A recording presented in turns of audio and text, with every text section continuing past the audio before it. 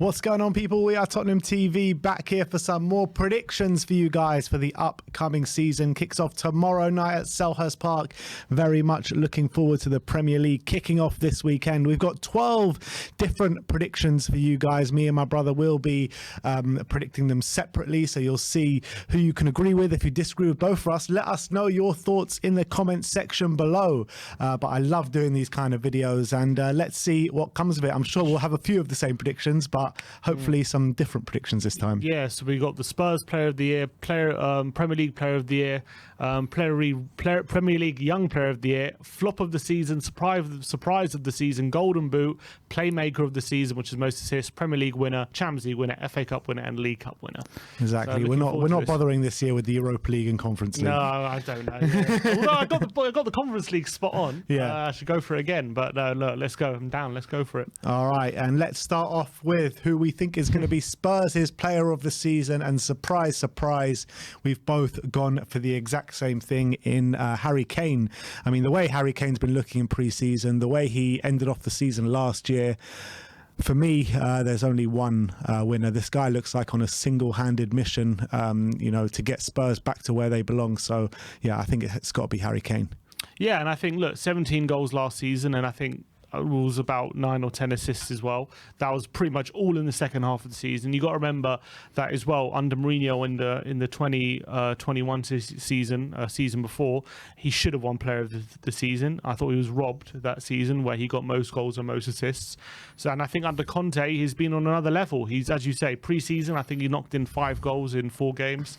I think he's just been exceptional for the last 6 months. I think he's probably been the best player in the Premier League in the last 6 months. So I think there's only one place to look. And if he does that, even if he does it over a whole season, it's not even going to be close. Yeah, exactly. And the first half of last season would have hurt him.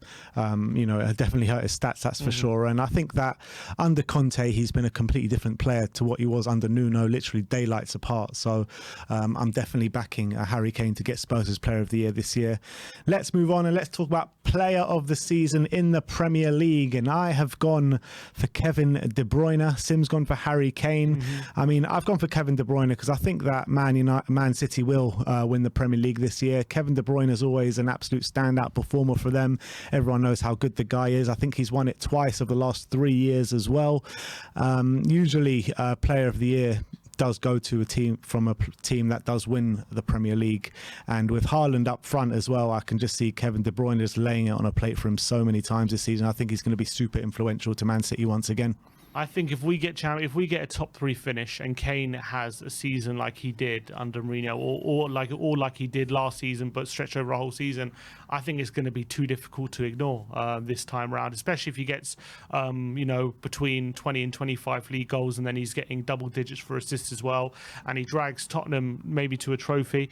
I think that Harry Kane will get what he's duly deserved, which is a Premier League Player of the Year, and that's my prediction. I think the way he's looking at the moment is the best I've ever seen him, and I think he's just we know how he's the perfect hybrid of that elite striker and assister, and he's just such a unique talent in the Premier League that if he didn't take 6 months off last season, he might have even done it last season. But I think this season under Conte, I reckon he's gonna win it.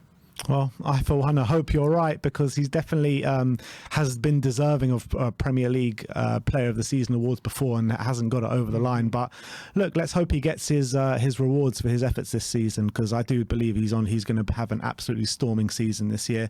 Let's move on to the Young Player of the Year in the Premier League. Unfortunately, I've gone for a dirty gooner, and it's going to be Bukayo Saka. I've gone for Young Player of the Year. I think that this Arsenal team have a lot of hype around them at the moment, and I think Saka's probably the best player they've got at the moment, and the way he plays his football, very direct, really good dribbling, really good end product as well, and I believe that Saka will probably be very central to everything Arsenal are going to do this season. And I made their prediction to get into the top 4, but even if they don't get into the top 4 and finish 5th again, and Saka really comes along this season, I think he can get it.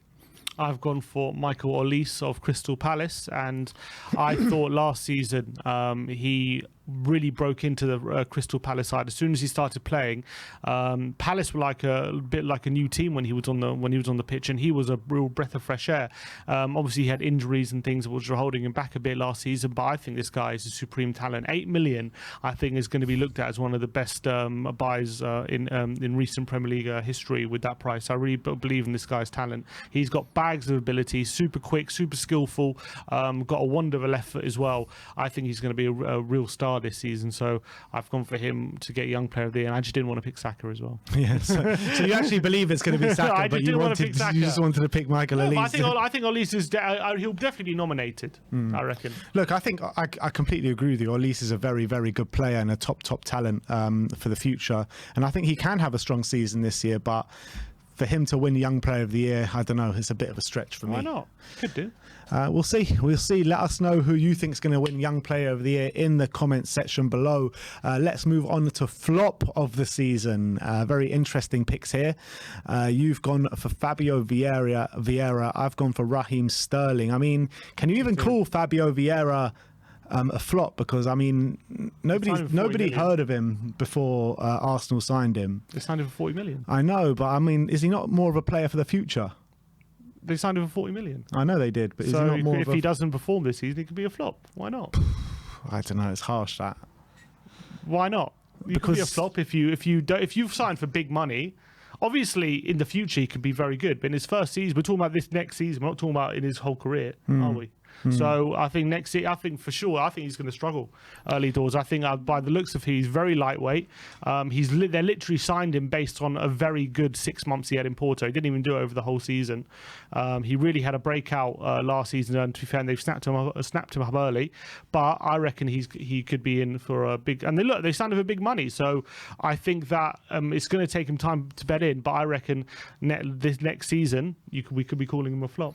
Yeah, look, you could be right in terms of us calling him a flop, but is he actually going to be a flop? Because I don't think he's even going to play too much. I mean, they've bought him for 40 million, but the players that they have in the position that they bought him for, they've got much better players. I mean, on the right wing, they got Saka. In the number 10 position, they got Odegaard. I mean, is he even going to play that much? Well, look, if you don't sign a player for 40 million, if you not intend to play him a bit, I think he will get game time. I don't think they spend such big money on him unless they think he's going to at least be battling for the first team for sure. And I think he's going to struggle. So I don't see why you can't call him a flop. Interesting. All right. Well, it depends like which way you want to look at it. I was looking at more like maybe big players that are going to come and maybe not live up to the hype that like a Raheem Sterling. I picked Raheem Sterling, and I think that after Sterling being at Man City, he's going down a level to Chelsea. Chelsea are in a bit of disarray at the moment. Obviously, things can change by the end of the transfer window if they do get their targets and do provide players in specific areas. But I think right now, I think Sterling could well be under par, I should say, or not perform as he has done at Man City, not produce those kind of numbers. And I think Chelsea fans bringing in Sterling probably are expecting him to do those kind of numbers and to really, spearhead their attack. So I think Sterling's going to be the flop of the season. What's a bad goal return for someone like Sterling? If you're a Chelsea fan? A bad goal return. Yeah, under 10. And what do you think is acceptable? Do you think he should be getting 15? I think he should be, yeah. And you don't think he will? No. You don't? What, you reckon he'll get under 10? Yeah. Really? No, I reckon he'll go over 10. But I don't think he'll get 20. I reckon probably like between 13 and 16. I reckon he'll hit next season, which is decent, but we'll see if he does that. I think because he's going to be quite central to Chelsea's attack because they've obviously let go of Lukaku. I think he's like going to be their main man. So I've always thought that he looks a lot better in City's system because of the way they play and the tap-ins he gets. But he's got bucket loads of goals at City, so I don't expect that many. But I do expect him to score quite a few. But he could struggle. If he struggles, for sure, the money, especially the money they paid for him and stuff, he could definitely be a flop. Yeah, so I've gone for Raheem Sterling. Sim's gone for Fabio Vieira. Vieira actually costs more than Sterling. I know, crazy to think about that, isn't it? Absolutely nuts. But let us know your flop of the season prediction in the comment section below. Now let's move on to surprise of the season. And I've gone for Ivan Perisic. Sim's gone for Brennan Johnson. Brennan Johnson is a very good shout, to be honest. I mean, bucket loads of goals and assists in the Championship last season. I think 19 goals or 18 goals or something like that. Ivan Perisic is an interesting one because us within the Spurs fan base, actually, it wouldn't be a surprise. But outside of the Spurs fan base, people are thinking, oh, the guy's 33. Can he hack it in the Premier League? All these question marks over Ivan Perisic at the moment. And I think he's going to surprise a lot of people outside of Tottenham as well. Another one who I was thinking about was Clement Longley. Because as well, a lot of people outside are thinking, oh, this guy flopped at Barcelona. Spurs are a bit of a laughing stock for signing someone like that. But I think as well, Longley is going to surprise a lot of people this season. But I went for Perisic because I think he's going to be a star. Yeah, no, I don't disagree with you. I do think there's many Arsenal fans trying to say, oh, Conte's going to make Tottenham a old age home or something, didn't they? Because we signed Perisic. But look, I think Perisic has been known to be, one of the best wing backs in European football. But there are, obviously, because he's 33, if he does absolutely smash out, I guess that could shock a few people. But I went for Brennan Johnson just because, obviously, coming up from the Championship from Nottingham Forest, I think last season he had an unbelievable breakout season, playing up front and in midfield, scoring bucket loads of goals. But what really impresses me is the way he's settled into international duty and the way he plays for Wales as well, because I think he scored a few goals for them, especially against the likes of Belgium he's been scoring. So I think that, and I think as well, I believe in pre-season he's scored a couple. So I think Brennan Johnson could really be a player that's going to have a lot of people talking about next season and a real breakout season in the Premier League. Yeah, look, I agree with you on Brennan Johnson. I think he's a supreme quality. Obviously been linked with Spurs in the past as well. So yeah, I mean, I think both of these two selections are going to be thing is, it's such a strange one with Perisic because it kind of isn't a surprise if he does really well, but like for people, I feel like outside of Tottenham, well, anyway, and maybe just Arsenal fans, but I've heard Chelsea fans saying as well, even they though wanted him. I know, but even though like he was steps away from joining Chelsea, but look, it is what it is. I think that if he does smash it out and be a star in the Premier League, it will be a surprise package. Yeah, fair enough. Golden Boot. I think there's only three players to pick from, really. Kane, Haaland and Salah. I've gone for Harry Kane. Sim's gone for Erling Haaland. Tell me why. Well, despite the fact I've gone for Kane to get the Premier League Player of the Year, I do think Haaland will get the Golden Boot. I see Haaland getting. I think with the way City like to play, he's going to get all these tap-ins. He's going to get so many easy goals on top of the goals that he has to turn and work for and stuff like that. Had a few tap-ins in the Community Shield, didn't he? Yeah, which he missed, but look, that's just one-off. So I'm sure once he gets his sharpness, he'll be banging them in. So. I think early doors, I wouldn't be surprised actually in the first 5-10 games. Like he doesn't get as many as people think. Maybe he gets 3 or 4 in the first 10. But I reckon there's going to be a moment where he's exploding, and when he explodes, I reckon he's going to be getting regular braces and stuff, and that will probably get him to it's weird. There's actually no one scored 25 league goals since 2017. Yeah. So. If he can do that, I reckon he's going to get the Golden Boot. But I've gone for Kane because I think obviously Kane's going to have them all round. You've gone for Haaland. No, I've gone for Kane Player of the Year, sorry, because I think Kane's going to have them all round game, which will maybe be more appreciated. But he might finish second to Haaland, in my opinion, the Golden Boot. Yeah, I mean, I had a similar feeling where thinking maybe Haaland will take, a tiny bit of time to get to grips with the Premier League, and that's kind of why I've gone for Kane, because I think Kane is really going to hit the ground running this season, and I think he's going to get quite a few goals early doors, and he'll have a bit of a head start on Haaland. But I do think they're going to end up on maybe a similar goal tally around the 25 mark, around there. So it really could be either or, to be honest. And you can't forget Mo Salah as well, because he's going to be there in and around the Golden Boot as well. But it's got to be a shootout between those three players, isn't it? Yeah, it'll be a massive surprise if it's anyone else. Well, I mean, obviously Son, maybe you could say, still in the conversation as well. Nunez, if he starts playing regularly, you got to say he might be able to be in the conversation. And then, unfortunately, you might have to put maybe Jesus if Arsenal are really clicking, then he's going to be playing every game. So is he in with a shout potentially? but it'd be a massive surprise if it's someone outside those three. All right, let's move on to the Playmaker Award. This is most assists in a season. And we've both gone for 2 Man City players here. Surprise package from you and Jack Grealish. I've gone for Kevin De Bruyne. I mean, I've gone for him for player of the season. And I think with Haaland up top, De Bruyne is going to be loving life, literally supplying balls for Haaland all day long.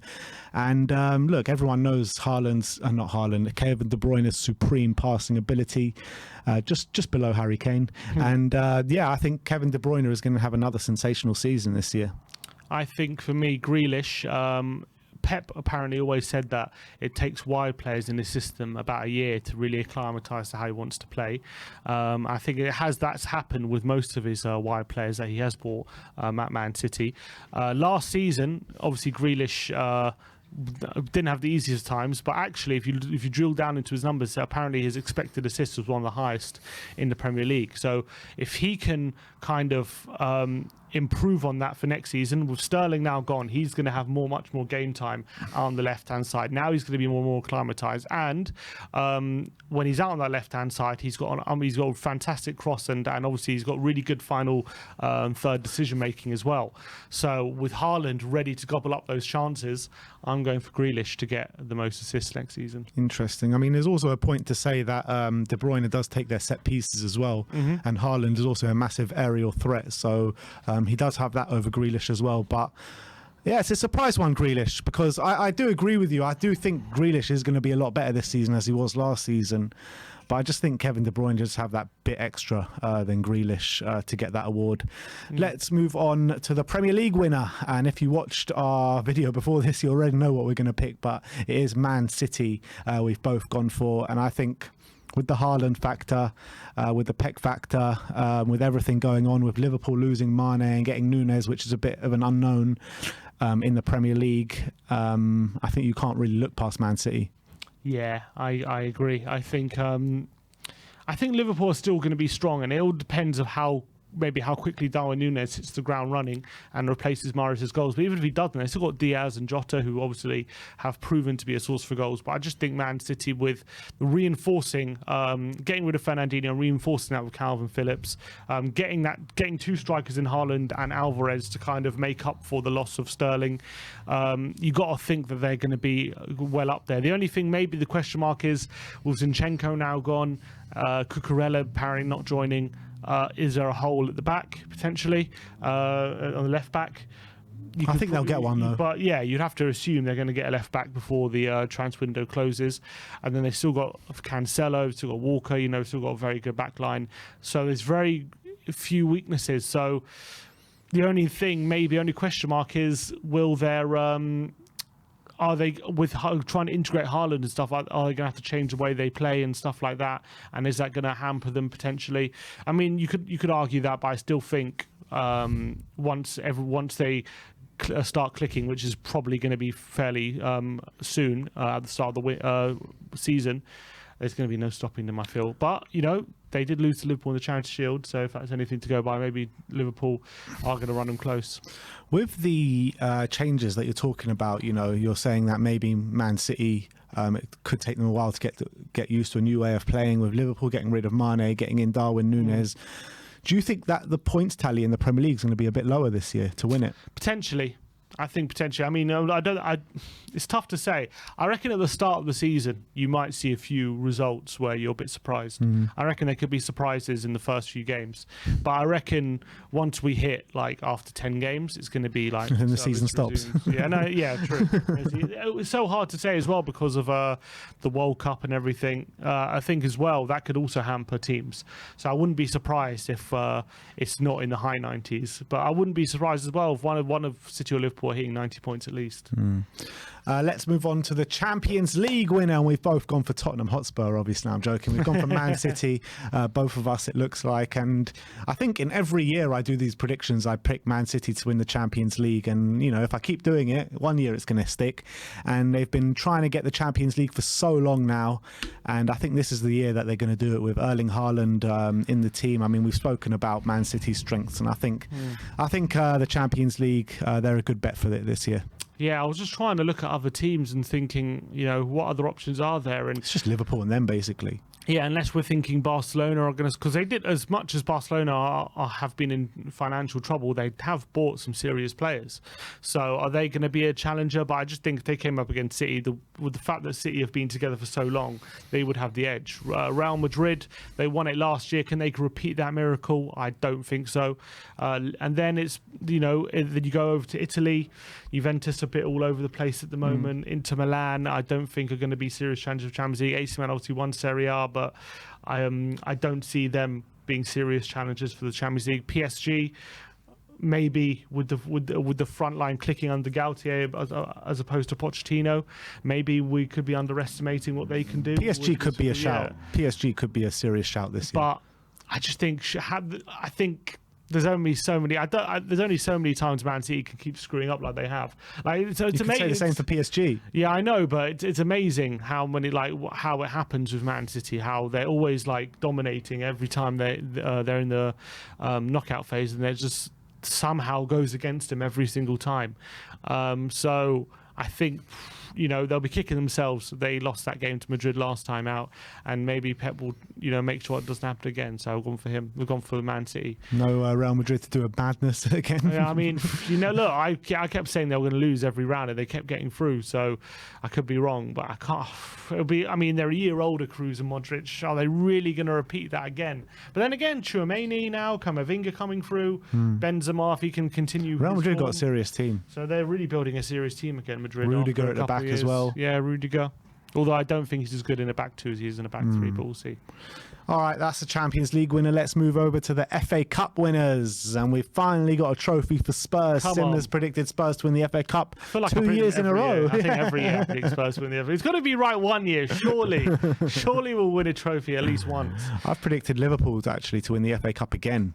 Back to back. Back-to-back FA Cups. And I've gone for Liverpool to finish second. Not to win the Premier League or the Champions League, but I do think they're going to win a trophy. So I had to pick them for the FA Cup, really. Fair enough. Look, Cups is luck of the draw, isn't it? You just never know. So there's not much you can really predict when it comes to Cups. But I'm just hoping that Spurs can go have a deep run in the Cups. I know we went out to Borough last season, but Conte for Chelsea had a very good record in the FA Cup. Won it 1 year. Won it his second season and got in the final in his first season. So maybe now with a more settled squad, more depth, maybe he can repeat the trick and get us to a final and maybe a winner.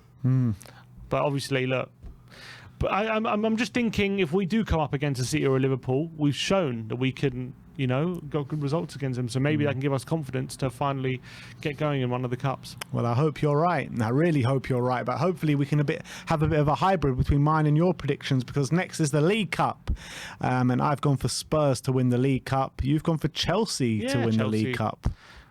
Not based on much, to be honest. I just thought I think Chelsea... You just picked a name out of the hat and Chelsea came out. Kind of, yeah. I mean, Man City obviously lost their long running streak, so you might even suggest that they'll win it again next season. But I think Chelsea under Tuchel...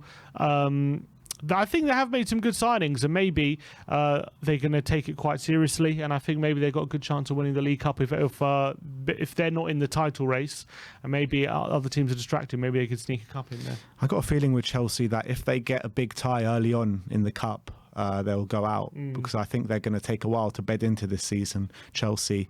But if they get good draws, then yeah, you definitely could be right. But I've gone for Spurs. It's a cup that we like to win. It's the only cup we seem to have won in the last 20 years.